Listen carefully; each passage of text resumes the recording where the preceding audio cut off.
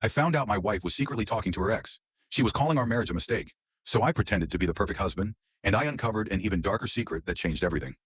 I don't even know where to start, but this has been weighing on my mind for months. My wife, Clara, was always the woman I thought I would spend the rest of my life with. We had been married for 3 years. Although everything seemed perfect from the outside, I started to notice small signs. There were hidden messages, nervous giggles when she received notifications on her phone, and certain looks when we were with friends. I never wanted to be the kind of paranoid husband who checks his wife's phone. Until one day I did. It all started one night when she left her phone charging in the living room. While she was sleeping, I heard the familiar sound of a message. By pure instinct, I decided to check the screen.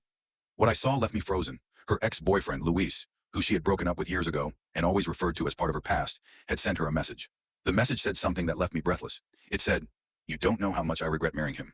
I froze, reading those words over and over. My first impulse was to confront her and demand an explanation. But something in me changed at that moment. Instead of exploding, I decided I was going to make her pay in a different way. I started digging into more of her messages and realized she had been talking to him for months behind my back. She was complaining about me.